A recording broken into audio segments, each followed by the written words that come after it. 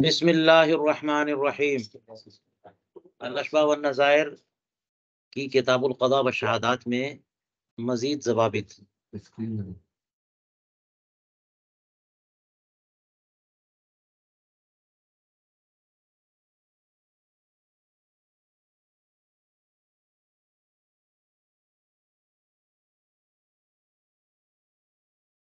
اب مزید ضوابط میں دیکھیے، دفع دعوت تعرضی مسموعۃ علی المفتى بہ۔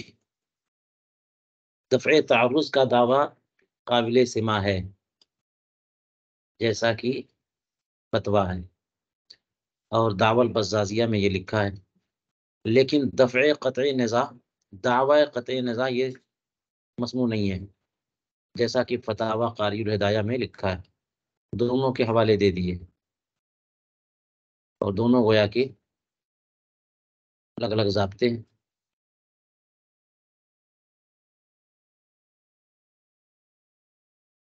تو دفع تعرض جیسے جو ذوالید ہے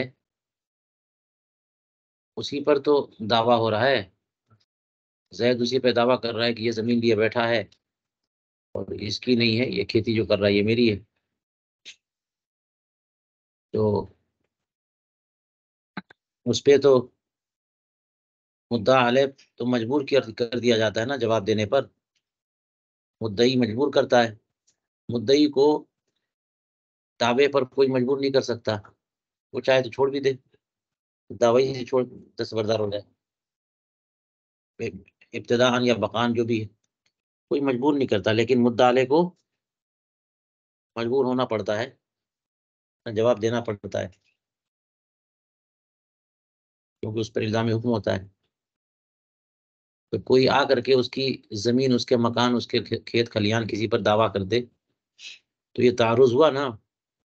اس دعوے پر اس نے دعویٰ کر دیا، کیا دعویٰ دفع تعرض۔ یہ معاملہ بہت پہلے سے فیصل ہو چکا ہے اور یہ بار بار مدعی جو ہے نا ہر سال مجھے چھیڑتا رہتا ہے۔ کیا کرتا رہتا ہے؟ یہ بھی ایک طریقہ ہے نا لوگوں کو پریشان کرنے کا، کہ بلا وجہ میں کیس پر کیس مارو اور پریشان کر کے رکھ دو اس کو، تھوڑا پیسہ خرچ ہوگا لیکن جب دوڑے گا کورٹ میں پھر فیصلہ اسی کے حق میں ہو جائے گا کہ پیپر اس کے ٹھیک ٹھاک ہیں، لیکن بار بار اس پہ یہ اب معاملہ بنتا ہے دفع تعرض والا۔ جی تو اس نے دعویٰ کیا کیسا؟ یہ مسموع ہے،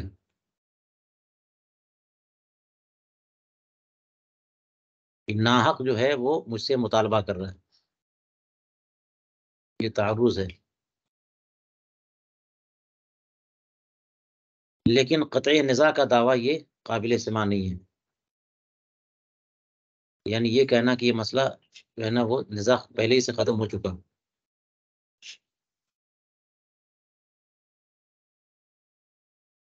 اور اس کی وجہ یہ بتائی کہ اگر یہ کہیں گے کہ نزاع ہاں منقطع ہو چکا تو اس میں مجبور کرنا لازم آئے گا مدعی کو جواب دینے پہ، اور مدعی کو جواب دینے پہ کوئی مجبور نہیں کر سکتا، اس کے خلاف ہے، اسی لیے کہتے ہیں کہ دعویٰ قطع نزاع یہ مسموع نہیں ہے۔ دفع تعرض کے طور پہ کرے تو مسموع ہے، اور قطع نزاع کے طور پہ کرے تو مسموع نہیں ہے۔ اب اس کی تفصیل کے لیے فتاوی قاری الہدایہ دیکھنے چاہیے، بہت سارے مسائل علامہ ابن نجیم نے بس اخذ کیا اور ضابطے کے طور پہ وہ بات بن رہی تھی تو پیش کر دیا، تفصیلات میں پریشانی ہے۔ اختلاف الشاہدین مانع۔ اب دیکھیے اس قدر ضوابط گزر چکے ہیں کہ بہت سارے ضوابط ریپیٹ ہو رہے ہیں ان میں، لیکن کسی نہ کسی وجہ سے فرق ہو جاتا ہے۔ شاہدین کا اختلاف یہ مانع ہے۔ ابھی ایک بات گزری تھی کہ شہادت جو ہے دعوے سے مطابقت نہ کھائے تو کیا ہوگا، اور اب یہ بات آ رہی ہے کہ شاہدین کا آپسی میں اختلاف ہے، ایک گواہ جو گواہی دے رہا ہے دوسرا گواہ اس سے ہٹ کے تھوڑی دوسری گواہی دے رہا ہے، تو یہ مانع ہے اختلاف الشاہدین یہ کیا ہے؟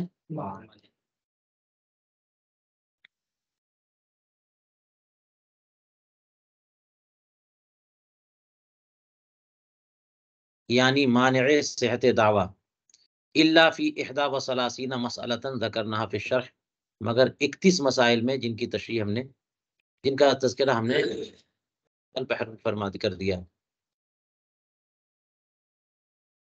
اور جگہ جگہ اس کا تذکرہ آیا بھی ہے کہ سمن کم اور زیادہ کا اختلاف ہو، اس نے کہا 100 میں خریدا اور دوسرے والے نے کہا کہ 150 میں خریدا، تو 100 پر فیصلہ ہو جائے گا، مانے نہیں اس طرح کے۔ ہاں ہاں گزرا ہے۔ اذا اخبر القاضی بشیء حال قضائه قبل منه،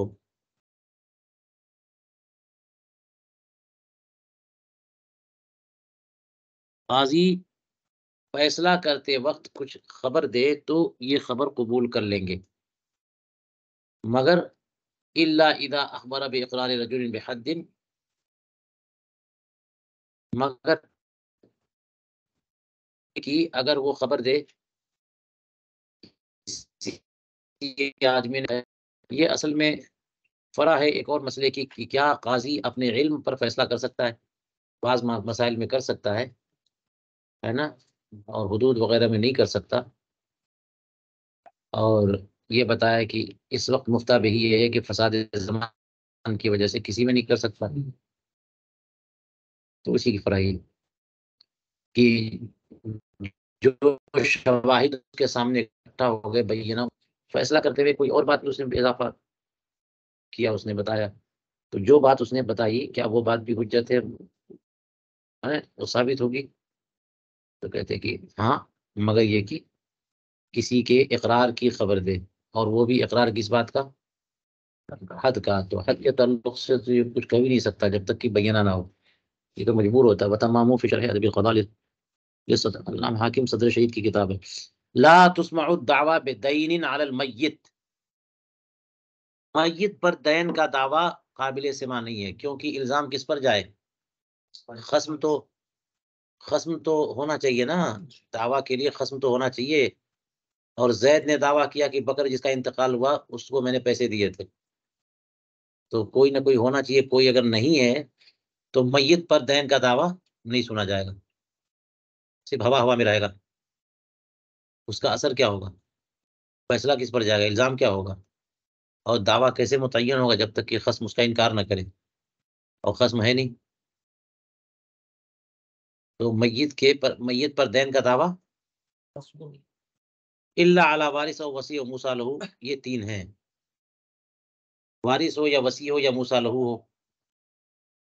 وارث ہے تو وہ تو جبری طور پر مالک ہو جاتا ہے، سب ہر چیز کا وہی تقسیم کرتا ہے، وہی تجہیز و تکفین کے اخراجات پورے کرتا ہے، وہی دین بھی ادا کرے گا، وہی وصیت بھی 1/3 سے جمع ادا کرے گا، ٹھیک ہے، تو دین وہی دے گا نا، وارث دے گا، یعنی میت کے مال سے، ترکے سے، تو وارث تو ترجمان ہی ہے، نائب ہی ہے میت کا، تو وارث کے خلاف میت پر دین کا دعویٰ وارث کے خلاف ہوگا، اسی پر حکم لازم آئے گا۔ اور اگر میت نے اپنے رقم کا کسی کو وصی بنا دیا ہے کہ میرے بچے چھوٹے چھوٹے ہیں، تم اس کے ذمہ دار رہو اور وصیت پوری کر دینا، تو وصی پر، اور موسیٰ لہو یعنی 1/3 مال کی وصیت کسی کے حق میں کر دی کہ اتنا پیسہ جو ہے نا وہ زید کو دے دینا، خالد کو دے دینا، تو اس پر وارث پر یہ کہ بہت مضبوط ترجمہ نہیں ہے، وصی پر تو وصی تو مالک نہیں ہوتا ہے، لیکن تصرفات کا ذمہ دار وہی ہوتا ہے، تو اسی لیے نا میت پر دین کا دعویٰ نہیں سنیں گے کہ الزام دیں گے کس پر، حق جو لازم آئے گا وہ ادا کرے گا کون، لیکن جب وصی موجود ہے تو وصی کرے گا۔ موسیٰ لہو کی کیا بات ہے؟ موسیٰ لہو جس کے لیے وصیت کیا، تو وہ وصیت کے بارے میں آپ کو پتا ہے کہ دین قبل الوصیت ہے، وصیت بعد الدین ہے، تو اب بتائیے کہ اس میت نے قرض لیا تھا اور اس کے غرماء انتظار کر رہے ہیں کہ پیسہ ملے پیسہ ملے، اور میت نے وصیت کر دی کہ 1/3 مال جو ہے نا وہ فلاں صاحب کو دے دی جائے، اور وہ سامان پیسہ اس کو دے بھی دیا گیا موسیٰ علیہ السلام کو، تو موسیٰ علیہ السلام کے پاس پیسہ موجود ہے نا. اب جب دین کا مسئلہ آ گیا اور کسی نے دعویٰ کر دیا کہ میت پر دین ہے، تو یہ دعویٰ مسموع ہوگا نا. کیوں؟ اس لیے کہ پیسہ تو ہے. کس کے پاس ہے؟ موسیٰ علیہ السلام کے پاس. اگرچہ موسیٰ علیہ السلام کی ملک ہے، لیکن پتا ہے کہ یہ تو استحقاق والا مسئلہ ہو گیا کہ موسیٰ علیہ السلام سمجھا یہ تھا کہ ایک تہائی مال کل اتنا ہے، باقی سب کو تقسیم کر دیا. اب ایک تہائی ہے ادھر جا رہا ہے، تو وہ تو جائے گا ہی ادھر. پہلے دین دیں گے تب نہ باقی بچے گا، تو ایک تہائی جائے گا. استحقاق ثابت ہو گیا، اسے واپس کرنا پڑے گا. کس کو؟ یہ 3 صورتیں آپ کے سامنے ہے نا، سمجھ میں آ رہی ہے نا تینوں؟ الا علی وارث او وصی او موسیٰ لہ، میت پر دین کا دعویٰ نہیں سنا جائے گا مگر وارث کے خلاف یا وصی کے خلاف، یا لہذا غریم کے خلاف نہیں سنا جائے گا. یہ تو تینوں میں، یعنی 3 میں منحصر ہے، تو چوتھا کہاں سے آیا؟ غریم جو ہے نا،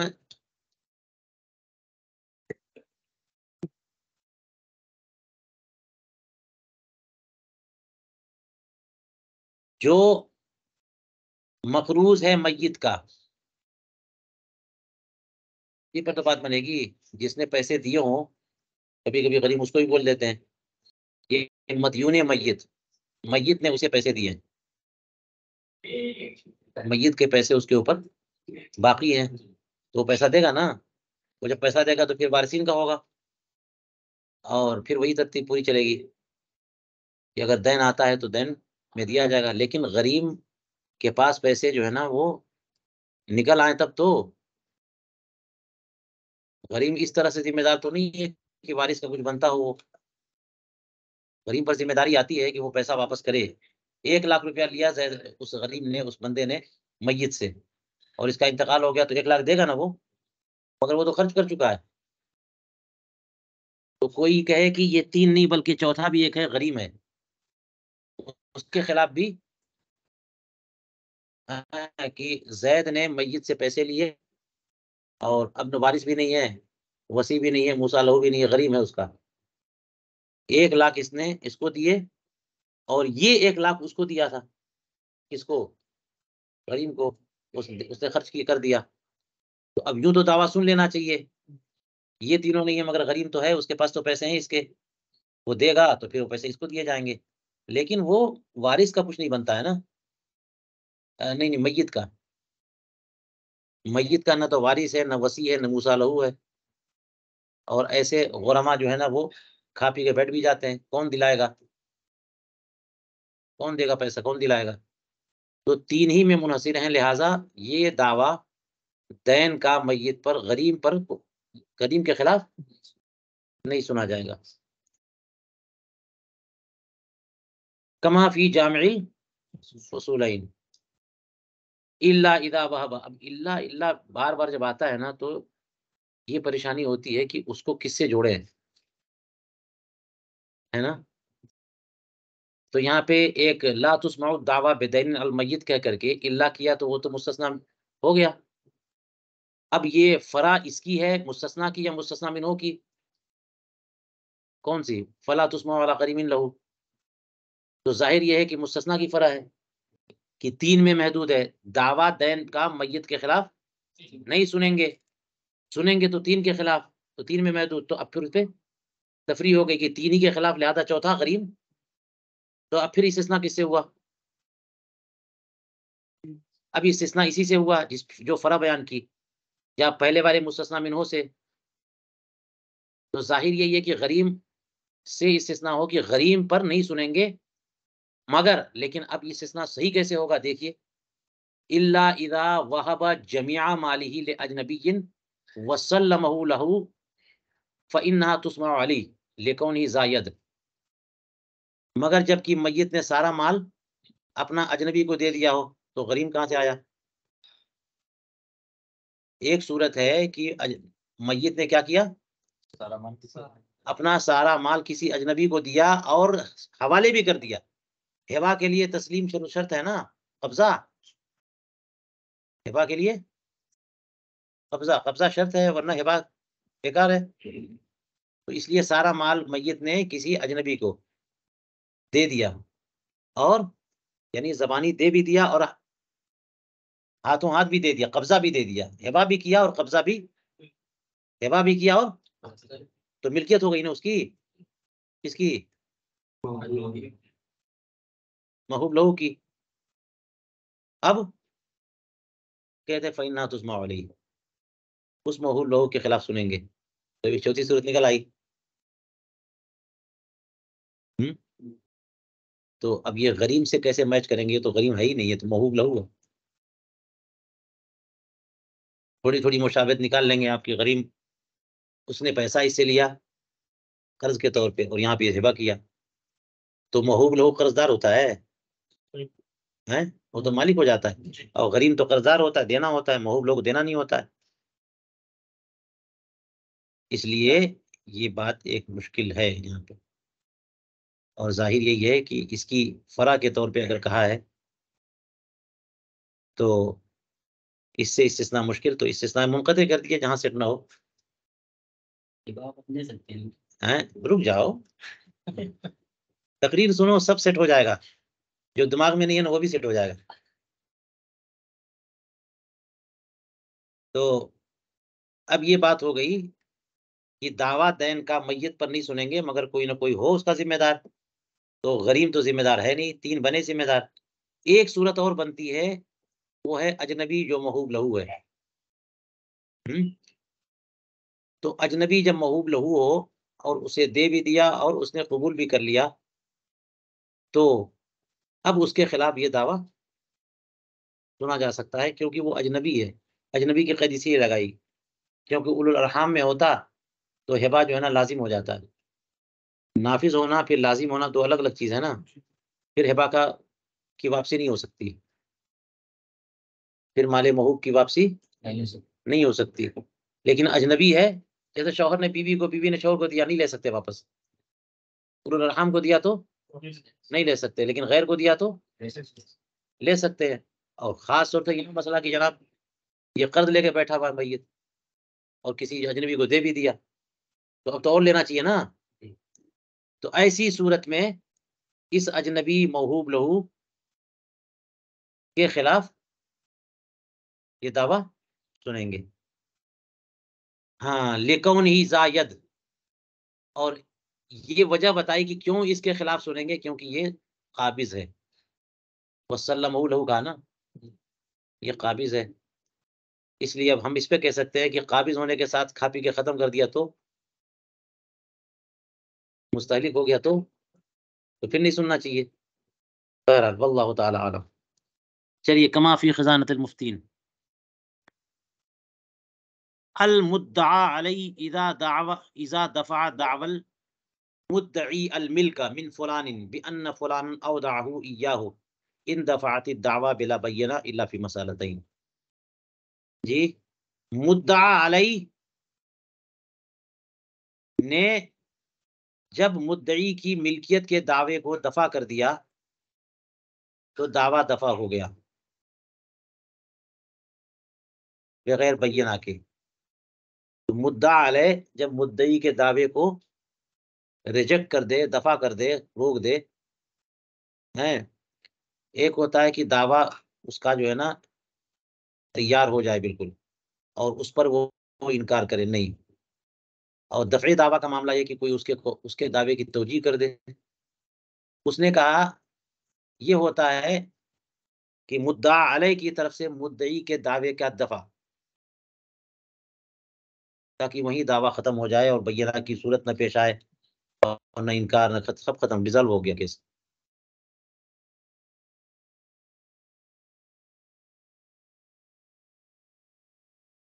اس کی صورت دیکھیے کیسے، بِأَنَّ فُلَانًا أَوْدَعَهُ إِيَّاهُ، کہ فلاں نے وہ مال اسے ودیعت کے طور پہ رکھنے کو دیا ہے. فلاں نے، ہاں یہ تو ودیعت کے طور پہ ہے. تو دعویٰ منتفع ہو جائے گا، منتفع ہو جائے گا بغیر بینہ کے. اور مدعی نے دعویٰ کیا تھا کیا کہ میں اس مال کا فلاں کی طرف سے مالک ہوں، یعنی مدعی اور مدعا علیہ دونوں ہیں یہاں پر. تو مدعی نے کہا کہ جو زمین مدعا علیہ کے قبضے میں ہے زید کی، زید نے مجھے دے دیا ہے، زید کی طرف سے اس زمین کا مالک ہوں.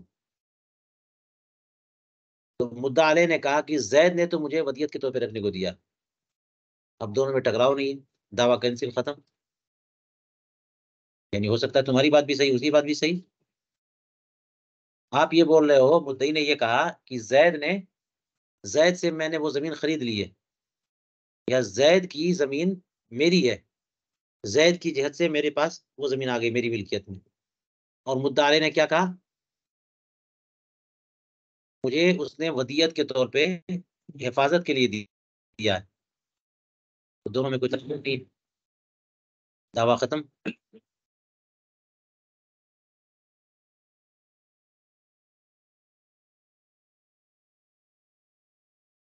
اور بینہ کی بھی ضرورت نہیں ہے. یہ جملہ سیٹ ہو گیا. المدعا علیہ اذا دفع دعوی المدعی الملکہ. ملک جو ہے نا، دعویٰ، لفظ دعویٰ کا مفعول ہے.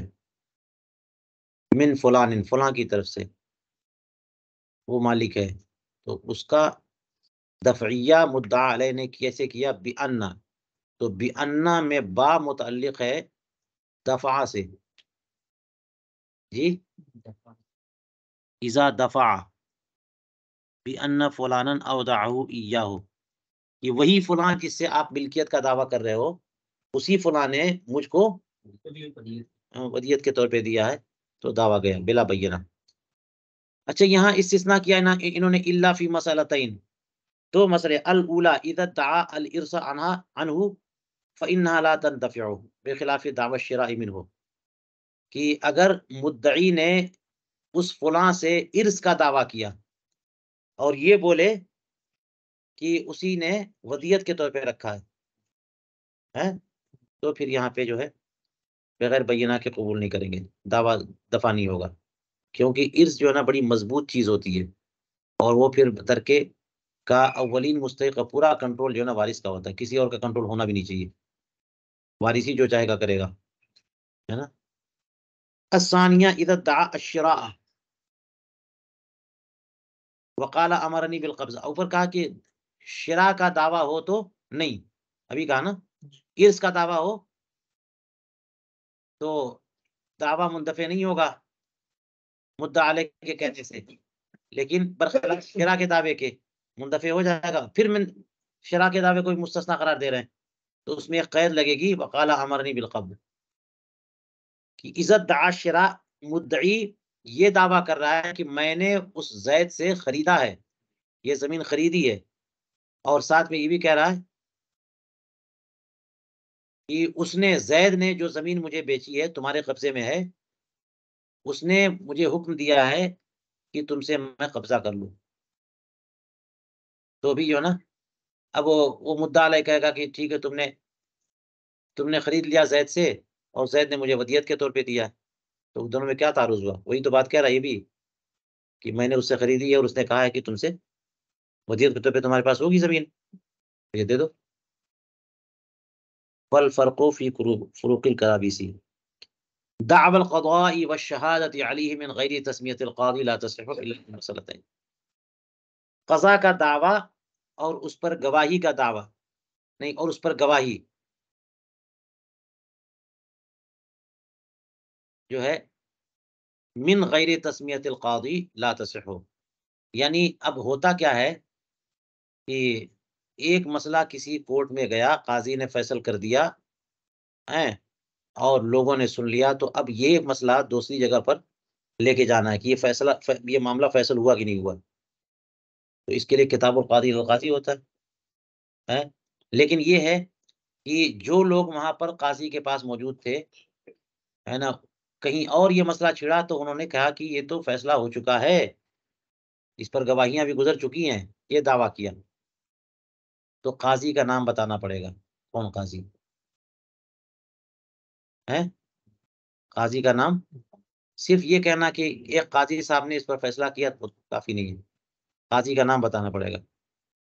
وہی کہنے کہ قضا کا دعویٰ اور اس پر گواہی بغیر قاضی کے نام بتائے صحیح نہیں ہے، الا فی مسئلتین، مگر دو مسئلے، ایک تو ہے الشہادۃ بالوقف اور دوسرا الشہادۃ بالارث، وقف کی گواہی کی بأن قاضیا من قضاة المسلمین قضا بصحتہ، کہ مسلمانوں کے قاضی حضرات میں سے ایک یا کسی قاضی نے اس وقف کی صحت کا فیصلہ کیا ہے۔ اب نام بتائیں نہ بتائیں چلے گا، کہ صرف یہ کہہ دینا کہ ایک قاضی اسلام نے فیصلہ کیا ہے، ہو جائے گا۔ اور وقف کا معاملہ حقوق اللہ کا ہوتا ہے، اس وجہ سے ہو سکتا ہے۔ دوسرا کہ قاضی یا ذمہ دار کا نام بتائے بغیر بھی وہ چیز، وہ دعویٰ سن لیا جائے گا یا گواہی سن لی جائے گی، الشہادۃ بالارث ای بأن قاضیا من القضاة قضا بأن الارث له، کہ ایک قاضی نے یہ فیصلہ کیا کہ وراثت اس کے لیے ہے، صحت، تو یہ بھی درست ہے۔ وہما فی الخزانہ، خزانۃ روایت میں یا خزانۃ المفتیین میں۔ اچھا، اور دیکھیے یہی ضابطہ، ودعوى الفعل من غیر بیان الفاعل لا تسمع الا فی اربع، یہی بات ہو گئی، دوسرے الفاظ میں یہ کہا دعوى القضاء والشہادۃ یعنی من غیر تسمیۃ القاضی لا تصح، اسی کو کہا دعوى الفعل من غیر بیان الفاعل لا تسمع، فعل کا دعویٰ فاعل بیان بتائے بغیر نہیں سنا جائے گا، تبھی جا کے جو ہے نا خوب اچھے طور پر فعل واضح ہوتا ہے کہ بتا دے کس نے کیا، کس نے کیا بتا، اس سے فعل کی اہمیت بھی ہوتی ہے۔ تو فعل کا دعویٰ فاعل کا نام بتائے بغیر نہیں سنا جائے گا، مگر چار مقامات پہ، ایک تو وہی مسئلۃ القضاء یا مسئلۃ القاضی، اوپر گزرے، قاضی کا نام بتانا پڑے گا، اس کے باپ کا نام پوری تفصیل بتانی پڑے گی۔ اور تیسرا مسئلہ الشہادۃ بأنہ اشتراہ من وصیہ فی صغرہ صحیحۃ وإن لم یسموہ، کی گواہی اس بات کی کہ اس نے اس کے وصی سے اس بچے کے صغر سنی میں خریدا ہے، بچہ جو ہے مالک ہے اور وہ بچہ تھا ابھی، تو وصی ذمہ دار ہے نا، تو اس بچے کے وصی سے میں نے خریدا، اگرچہ اس وصی کا نام نہ بتائیں یا پھر اس بچے کا نام نہ بتائیں، تو یہاں پر بھی جس سے بچے کی بات تو نہیں ہونی چاہیے، وصی کی بات ہونی چاہیے کہ جس نے بیچا ہے۔ بات کس کی چل رہی ہے؟ جس نے کام کیا ہے اس کا نام نہ بتائیں اور پھر بھی یہ دعویٰ صحیح ہو، کیونکہ یہ دعویٰ صحیح نہیں ہوتا ہے تو استثناء یہ ہے کہ پھر بھی صحیح ہو، یہ کہ وصی کسی بچے کے وصی سے یہ مال خریدا اور وصی کا نام آپ نہیں بتا رہے، پھر بھی یہ دعویٰ قابل قبول ہے۔ الرابعہ، چوتھا مسئلہ الشہادۃ بأن وکیلہ باعہ من غیر بیان، گواہی اس بات کی کہ اس کے وکیل نے اسے بیچا ہے اور یہ جو موکل ہے اس وکیل کا نام ہی نہیں بتا رہا ہے، موکل ذمہ دار مالدار مالک، اس نے گواہی دی کیا اس کے وکیل نے، ہاں، یا پھر وہ نہ صحیح کوئی تیسرا بندہ، کیونکہ یہاں پر مسئلہ یہ بھی ہو جائے گا اپنے ہی وکیل کے حمایت میں جو ہے نا شہادت ہو رہی ہے، تو کسی نے یہ گواہی دی کہ اس کے وکیل نے اس سامان کو بیچا ہے اور وکیل کا نام نہ بتائے، ہے نا، تو یہ بھی درست ہے۔ والکل فی خزانۃ المفتیین، یہ کل، اور کل سے مراد اوپر کے دونوں اور یہ نیچے دونوں، چاروں۔ الخامسہ، اور پانچواں مستثنا مسئلہ، کہ فاعل کے کی تفصیل کے بغیر بھی فعل معتبر ہے، فعل کا دعویٰ یا فعل پر گواہی، وہ کیا ہے؟ نسبت فعل الی متولی وقف من غیر بیانی من نصبہ علی التعین،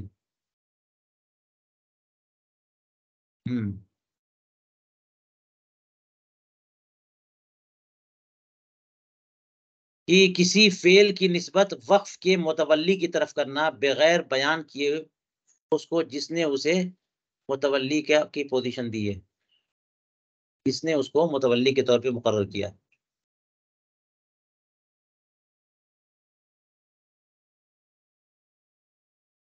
اور چھٹا نسبت فعل الی وصی یتیم کذالک، کسی فعل کی نسبت یتیم کے وصی پر، یتیم کے معاملات میں کون تصرفات کرے گا، تو وصی کی طرف منسوب کر دیا، اور یہ نہیں بتایا کہ کذالک کا کہاں اوپر کی طرف، یہ نہیں بتایا کہ اس کو وصی کس نے بنایا، کیونکہ وصی میت بنائے گا یا پھر قاضی بھی بنا سکتا ہے. تو یہاں پر یہ تعین کے بغیر بھی جو ہے نا یہ اس فعل کا دعویٰ ٹھیک ہو جائے، نہیں بتا رہے ہیں کہ وہ کون ہے.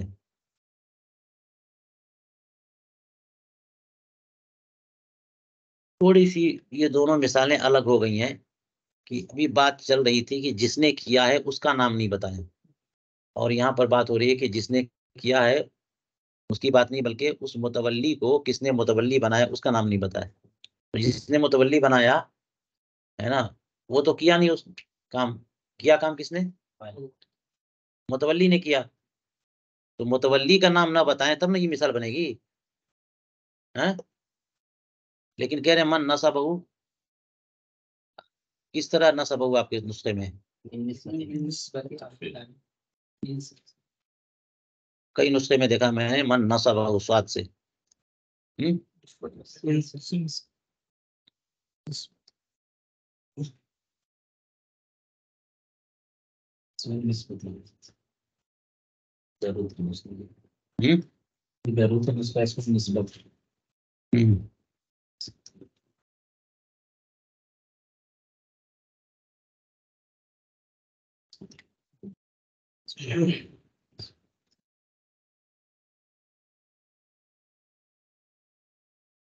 سمجھ میں نہیں آ رہی بات نسبت کی، کیونکہ کئی نسخوں میں نصبہ دیکھا میں نے.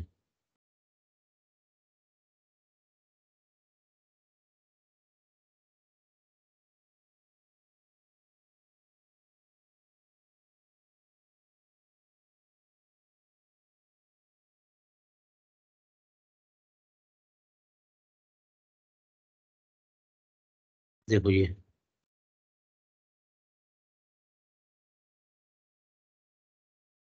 علامہ شامی والا نسخہ دیکھ لیں.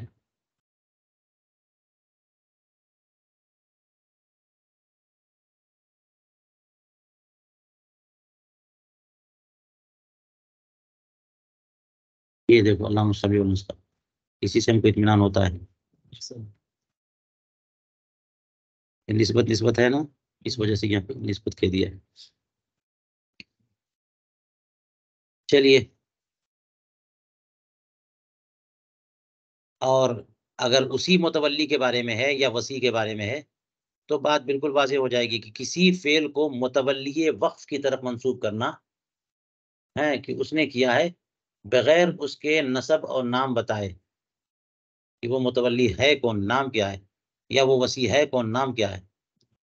اور اگر تولیت دینے والے کی تعین نہیں ہے یا وصی بنانے والے کی تعین نہیں ہے تو پھر یہ اس ضابطے سے استثناء میں کیسے بنا.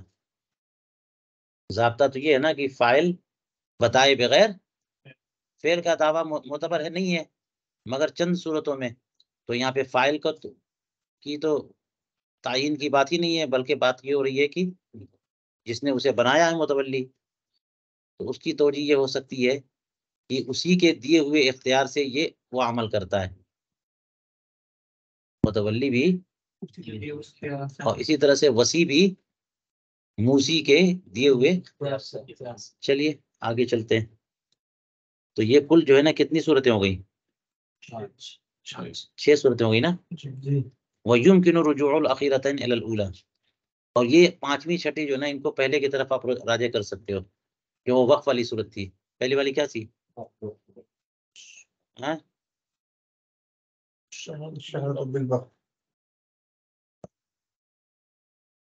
تو اسی میں ڈال دیجئے اس کو بھی آپ کہ وقف یا کلّہ ہے، نہیں بتائے کہ کس نے کیا تب بھی ہو جائے گا. طریقے سے کی طرح کرنے والا یا اشارہ کرنے والا، تعین کرنے والا بھی کفائل ہی اس طریقے سے فائل ہی کی طرح ہے. کون اشارہ کرنے والا یا تو حدیث رسول اللہ خیر کفائل نہیں، وہ جیسے بہت سارے امور میں حالت احرام میں خاص طور سے کہ کوئی مدد کرنے والا بھی کرنے والے کی طرح، اس کی بات یہاں پہ نہیں ہے. جیسے کسی نے محرم کو بتا دیا کہ وہ ہے شکار اور اس نے کر دیا تو یہ بھی ذمہ دار ہے. وفاعل ہی بڑی جو بتا رہے اس کا معاملہ. چلو آگے دیکھو. القضاء بالحریت قضاء علی الکافہ، حریت کا فیصلہ سب کے خلاف فیصلہ ہوگا. کہ قاضی نے زید کی حریت کا فیصلہ کر دیا، اسی کا مسئلہ تھا کہ غلام ہے کہ حر ہے، حر کا فیصلہ ہو گیا. تو اب کل کو کوئی بھی میدان میں آ کر کے دعویٰ نہیں کر سکتا کہ زید میرا غلام ہے. جس نے دعویٰ کیا تھا اس کے خلاف فیصلہ ہوا تو باقی لوگوں کے بھی خلاف ہو گیا. مگر استثناء الا اذا قضى بحق بعتق عن ملك مؤرخ فانه يكون قضاء على الكافة من ذلك التاريخ. مگر یہ کہ اگر حریت کا نہیں بلکہ عتق کا فیصلہ کیا، اور اس سے لگتا ہے یہ کہ حریت سے مراد حریت اصلیہ، تو اگر عتق کا فیصلہ کیا ملک مؤرخ سے تو وہ سب کے خلاف فیصلہ جو ہے نا اسی تاریخ سے ہوگا، اس سے پہلے نہیں ہوگا. لہذا پہلے کسی نے دعویٰ کر دیا وہ تو دعویٰ مسموع ہوگا، ہے نا. اگر ملک مؤرخ سے عتق کا فیصلہ کیا کہ 2020 جنوری 2020 سے 20 کو ہم نے جو ہے نا اس کو آزاد کیا، تو کیا دکھاؤ، ہاں ثابت کر دیا بینہ سے. تو اب جنوری 2020 کی بات ہے کہ اس دن جو ہے نا انہوں نے ہم کو آزاد کیا، گواہ پیش کر دیے، گواہی کا فیصلہ ہو گیا. اب اس کے بعد کوئی کہے کہ کل ہی میں خرید کے لایا ہوں، یہ سنیں گے ہی نہیں، ہے نا. لیکن وہ جو تاریخ بتائی اس سے پہلے کسی کا دعویٰ ہو، مثال کے طور پر یہ کہا کہ وہ جو ہے 20 وہ جنوری 2020 میں ہم نے اسے آزاد کیا، اور اس سے پہلے کسی نے یہ کہہ دیا کہ اس کا مالک تو میں تھا، یہ آزاد کیسے کر سکتے ہیں؟ تو کیسے بنے گا؟ تو وہ بات سنیں گے، بینہ کم ہوتا ہے ضرور ہوگا لیکن اس سے پہلے والی بات سنی جائے گی، کیونکہ ملک مؤرخ سے آزادی معاملہ الگ ہے. فإنه يكون قضاء الکافہ من ذلك التاریخ فلا تسمع فيه دعوی ملک بعده، اس تاریخ کے بعد کی ملکیت کا دعویٰ نہیں سنیں گے. وتسمع قبلہ، اس کے پہلے کی ملکیت کا دعویٰ، کما ذکرہ ملا خصوص فی شرح الدرر والغرر. تو غرر الاحکام یعنی غرر الحکام درر الاحکام، اس کی شرح لکھی ملا خسرو نے، دونوں انہی کی کتاب ہے. القول لمنکر الاجل الا فی السلم، یہاں پہ الا اس نسخے میں نہیں تھا، آپ لوگ میں ہے. القول لمنکر الاجل، یہ بات بھی جو ہے آ چکی ہے لیکن دوسرے الفاظ میں. القول لمنکر الاجل فی السلم الا فی السلم فلمدعیہ، بات منکر اجل کی مانی جائے گی مگر بیع سلم میں کہ اس میں بات مدعی سلم کی مانی ہے، مدعی اجل کی مانی جائے گی. اصل میں بیع میں بیوع مطلقہ میں اجل کچھ نہیں ہے نا. عام بیوع میں اجل کچھ بھی نہیں ہے بلکہ خلاف اصل ہے. اصل جو ہے نا ثمن حال پہ بیع ہوتی ہے، ادھر ادھر تھوڑی بیع ہوتی ہے. لیکن کوئی دعویٰ کر رہا ہے تو ثابت کرے تو چل جائے گا. تو اس لیے اگر کوئی بینہ نہیں ہے اور اجل کے معاملے میں اختلاف ہو گیا کہ کوئی پیسہ دینے کی کوئی تاریخ طے ہوئی تھی، ابھی مجھے پیسہ نہیں دینا ہے، مشتری کہہ رہا ہے، تو جو اجل کا انکار کرنے والا ہوگا اسی کی بات مانیں گے، کیونکہ اجل جو ہے نا یہ عقد کے مطابق والی بات نہیں ہوتی ہے. مگر سلم میں منکر اجل کی نہیں بلکہ مدعی اجل کی، کیونکہ سلم میں اجل بہت اہمیت رکھتا ہے. اس میں ایک شرط ہے نا سلم میں کہ پیسہ تو کیش دے دیا اور مبی جو ہے نا وہ بعد میں دیں گے، سامان بعد میں دیں گے. تو اس میں شرط ہے، 8-9 شرطیں ہیں وہاں پہ. ان میں سے ایک شرط یہ بھی ہے کیا کہ اجل معلوم ہو، شرط ہے، تو شرط کتنی اہمیت رکھتی ہے؟ ٹھیک ہے، تو اب اگر شرط بیع سلم میں اجل شرط ہے اور اس کا کوئی دعویٰ کرے گا تو وہ تو مناسب دعویٰ کر رہا ہے، اصل بات کا دعویٰ کر رہا ہے، خلاف اصل کا دعویٰ نہیں کر رہا ہے، اس لیے مدعی کی بات مانیں گے. ٹھیک ہے. الشراء یمنع دعوی الملک وقضى الاستیداع، یہ بھی ایک الگ ضابطہ ہے. شراء دعوی ملکیت کے مانع ہے، دعوی ملک کے مانع ہے. یعنی زید جو ہے بکر سے سامان خرید رہا ہے، یہ کتاب مجھے تم بیچ دو اتنے میں ہیں. تو زید نے کہا کہ یہ کتاب تم مجھے اتنے میں بیچ دو، بکر نے کہا کہ بیچ دیا میں نے. تو انہوں نے خرید لیا، اور اب زید جو خرید رہا ہے وہ کہہ رہا ہے کہ کل میں اس کا مالک تھا کتاب کا، تو خریدا کیوں؟ خریدنا تو اس بات کا متقاضی ہے نا کہ آپ مالک نہیں تھے، تبھی تو حصول ملک کے لیے آپ نے خریدا. مالک نہیں تھے تب خریدا، وہ کہہ رہا میں مالک تھا. اسی طرح استیداع بھی مانع دعوی ملک ہے، کہ آپ کہہ رہے ہو میرے پاس ودیعت کے طور پہ رکھ دو، ہاں میرے پاس امانت کے طور پہ رکھ دو آپ. تو اب یہ اس نے بطور استیداع مطالبہ کیا کہ ودیعت کے طور پہ رکھ دو، اور پھر بولے کہ وہ تو میں ہی مالک ہوں اس کا، تو اپنا مال ودیعت کے طور پہ رکھنے کیا مطلب ہے؟ غلط بات ہوئی نا. تو استیداع کیا اس نے، یعنی ودیعت کے طور پہ رکھنے کا مطالبہ کیا، تو اب یہ مناقض ہے اس بات کے دعوے کے کہ وہ میرا ہی ہے. ٹھیک ہے، یہ دونوں باتیں سمجھ میں آ گئی. الا لضرورت کہا نا، لا لضرورت، ہاں چلو لا بھی کر لو تب بھی بن جائے گی بات.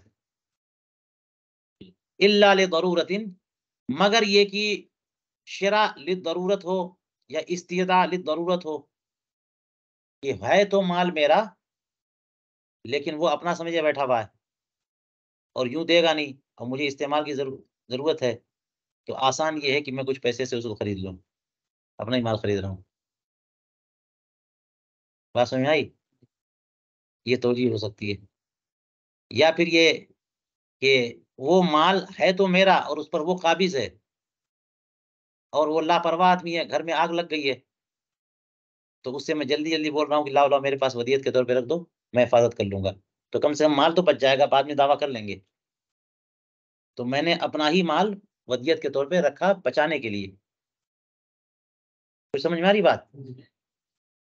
تو لال ضرورت کا مطلب ہوگا کہ اگر شراء لال ضرورت ہو تو معنی یہ دعوے ملک ہے، اور استیداع لال ضرورت ہو تو معنی دعوے ملک ہے. اب ملک کا دعویٰ نہیں سنیں گے. کما اس کی مثال بھی دی ہے، کما اذا خاف من الغاصب تلف العین فاشتراها او اخذها ودیعۃ، جیسے کہ غاصب سے اسے خوف ہوا ہاں کہ کہیں عین کو تلف نہ کر دے، تو خرید لیا اس نے. تو غاصب نے مال کو غصب کیا، جب تک عین اس کے پاس موجود ہے، مالک تو مالک ہے نا، غاصب تو مالک نہیں ہے، اور وہ غصب کیے بیٹھا ہے. اب یہ ڈر رہا ہے مالک کہ کہیں غاصب اس عین کو ہلاک نہ کر دے، اس لیے یہ راضی ہو گیا کہ چلو میرے پاس ودیعت کے طور پہ رکھ دو یا مجھے بیچ دو. وہ چیز ایسی کوئی تبرک والی چیز ہے، تو آدمی جو ہے نا تبرک والی چیز کو کہتے ہیں نا بھائی یہی والی انگوٹھی چاہیے، چلو ڈبل پیسہ لے لو، میرا ہی ہے چلو ایک بار اور لے لو مگر یہی دے دو. اس طرح کا کوئی معاملہ ہو سکتا ہے کہ عین کو باقی رکھنا چاہ رہا ہے، وہ کسی طرح میرے پاس آ جائے. تو ایسی صورت میں اس نے خرید لیا یا پھر ودیعت کے طور پہ لے لیا، تو اب یہ منافی دعوی ملک نہیں ہے، مجبوراً ایسا کیا اس نے. لہذا اچھا ذکر العمادی فی الفصول وفی جامع الفصولین لیکن بصیغۃ ینبغی.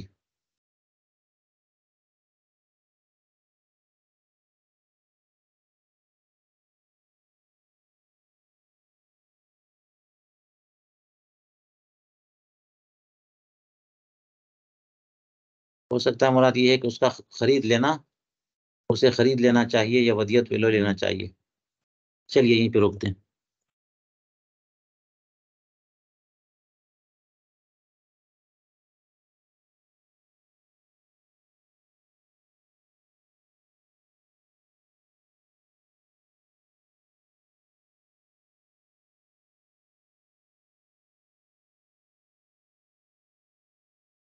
بہار شریعت کا مطالعہ چل رہا ہے نا، پوچھ لیا کرو کوئی چیز بات ہو تو، تذکرہ کیا کرو مسائل کا۔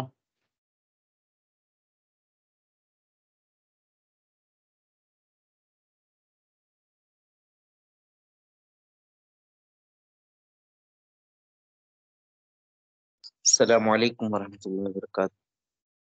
وعلیکم السلام ورحمۃ اللہ وبرکاتہ۔ حضرت یہ القول لمنکر الاجل جو ہے، یہ سمن اور مبی دونوں کے تعلق سے ہے نا، کہ اگر کوئی کہے کہ نہیں مبی مجھے بعد میں حوالے کرنا تھا، تب بھی منکر کی بات مانی جائے۔ اسے سمن کے بارے میں آپ نے فرمایا۔ دونوں کے بارے میں کہہ سکتے ہیں بالکل، لیکن اجل کا معاملہ ہوتا ہی ہے سمن کے تعلق سے۔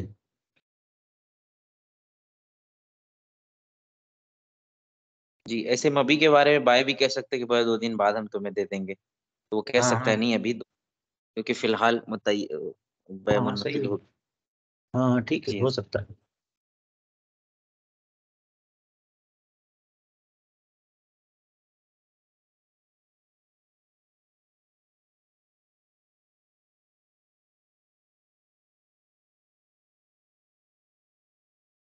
یہ ایک مسئلہ ہوں لعنت کے متعلق ہوں کہ بچہ ماں کے پاس 7 سال تک رہے ہوں۔ تو تو یہ جو حق کے شرح ہے یا پھر تبرع کے طور پر ہے؟ کوئی پوچھنا چاہ رہے ہیں آپ اس سال سے؟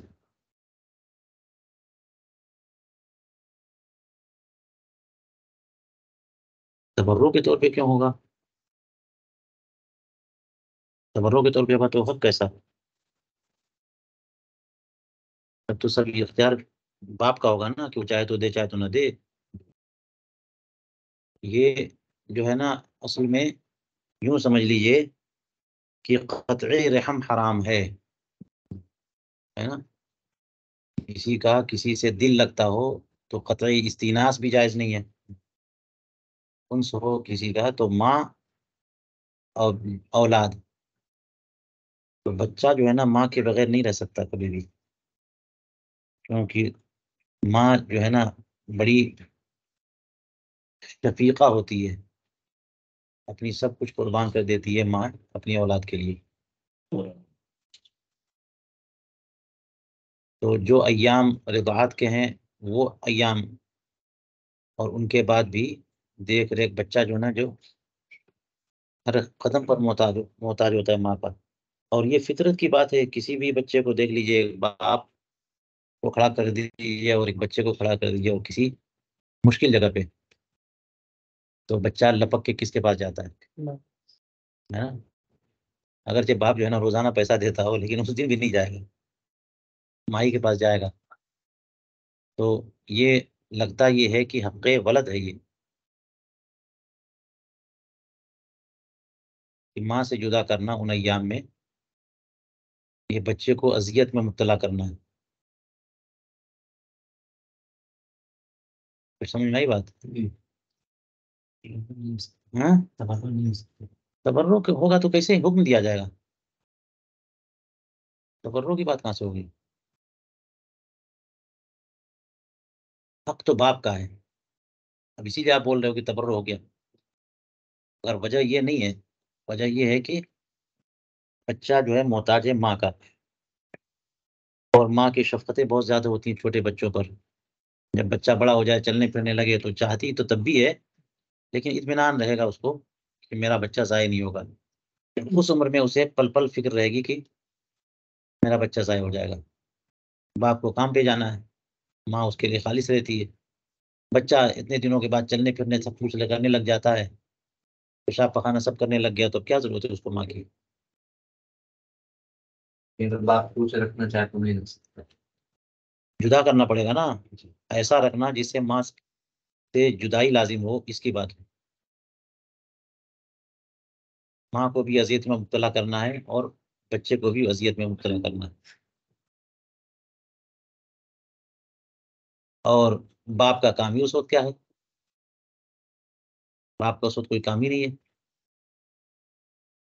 کیونکہ باپ کی ذمہ داری ہے تعلیم و تربیت، اور بچہ تعلیم و تربیت کا اہل نہیں ہے ابھی.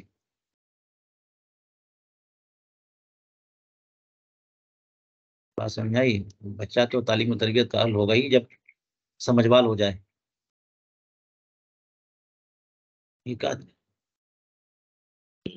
اب باقی باتیں عبارتوں میں تلاش کریے.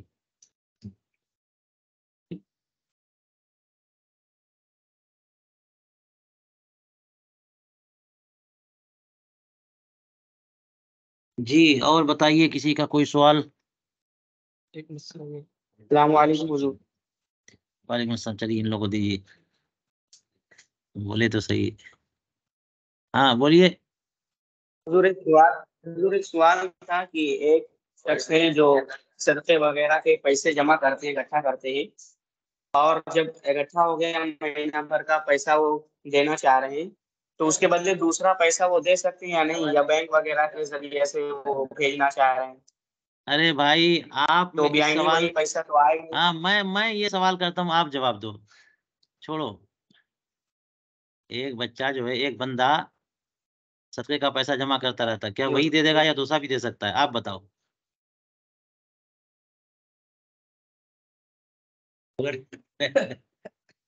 آپ بھی بولیں گے نا کچھ، کہ نہیں بولیں گے؟ میرا بھی یہی سوال ہے حضرت.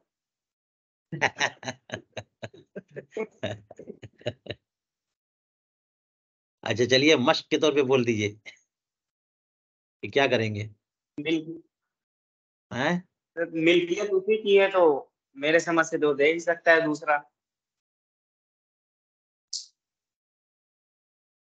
ہاں تو یہ سوال آیا کیوں؟ وہ تو امانت نہیں نہ ہے، متعین ہوگا کیوں پیسہ؟ جی پوچھے تھے ایک شخص سے انہوں نے پوچھا تھا، اسی لیے میں نے کہا پوچھ لوں گا. ٹھیک ہے ٹھیک ہے. وہ نقود تو متعین ہوتے ہی نہیں ہیں، نقود جو ہے متعین ہوتے ہی نہیں ہیں، ودیعت میں متعین ہوتے ہیں. کہیں پر بھی جب تک کہ ودیعت نہ ہو، پیسہ نکال کے رکھ دیا تو کیا وہی پیسہ دینا ضروری ہے؟ وہ سب اپنا ہی، جب تک کہ تملیک فقیر ہوگا نہیں، ملکیت سے پیسہ نکلے گا نہیں، زکوٰۃ ادا ہوگی نہیں، تو اب سائٹ میں رکھنے سے فرق کیا پڑا، سوائے اس کے کہ نیت کی ضرورت نہیں ہے. عزل کرنے کا فائدہ جو ہے صرف اتنا ہے کہ جب پیسہ الگ کر رہے تھے اس وقت آپ نے نیت کر لی، تو یہی نیت کام دے دے گی آپ کو جب پیسہ وہ فقیر کے پاس جائے گا، کوئی تیسرا بندہ بھی دے دے تب بھی. اس کے علاوہ کوئی فائدہ نہیں ہے پیسہ الگ کرنے کا. یہ مطلب نہیں ہے کہ وہ پیسہ جو نا متعین ہو گیا اور دے دیا تو جناب کفارہ دینا پڑے گا. اگر نہ دے، جو نکالا ہے نہ دے تو اس پر واجب تو نہیں ہوگا؟ کوئی حرج نہیں ہے، مگر دینا تو پڑے گا نا اس کو، پیسہ تو دینا پڑے گا. جیسے نکال کے رکھ دیا ہے، نکال کے رکھ دیا، چلا گیا بامبے، وہیں کب فقیر مل گیا وہیں دے دیا اس نے، تو پھنس گیا، یہ بھی دینا پڑے گا. نہ دے کچھ، نہ دے تو دے، دینا تو وہ پیسہ کیا ہے وہ دینا واجب تو نہیں ہوگا؟ یہ کیا یہ پیسہ نکالا ہے تو اتنا دینا ہی دینا ہے. ہاں دینا تو ہے اتنا دینا وہ بھی نہیں ہے. وہ تو ہے، وہ تو نہیں. تو پھر کیوں غلطی محبت کر رہے بھائی؟ اور ایک دم مسئلہ ہو گیا.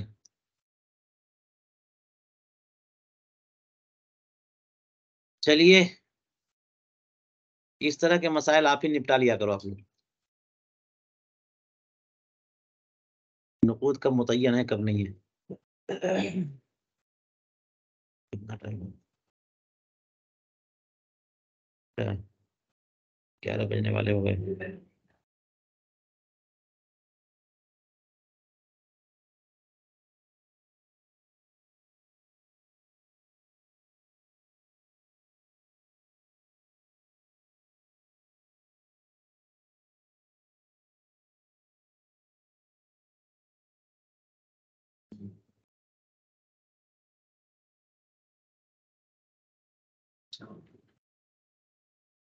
آج جمعرات ہے.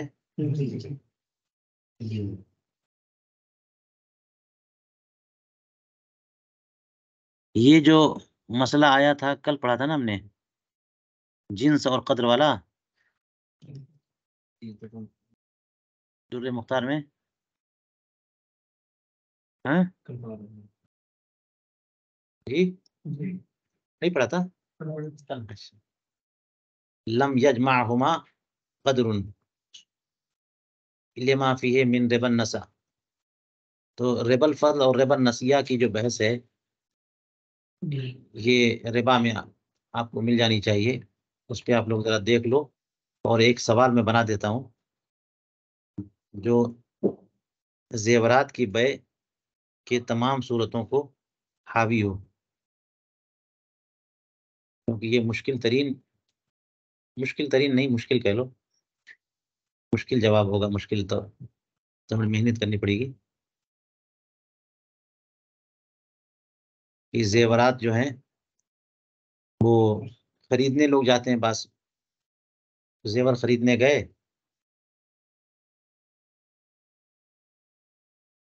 ہاں ہلو وعلیکم السلام ورحمۃ اللہ. ہاں جی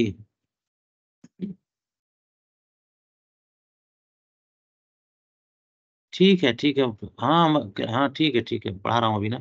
آپ نہیں ہوگا آن لائن؟ ٹھیک ہے. تو کیا میں کہہ رہا تھا؟ اچھا ریکارڈنگ چل رہی ہے وہی والی، اس کو پہلے روکیں، اتنی دیر سے پتا نہیں کیا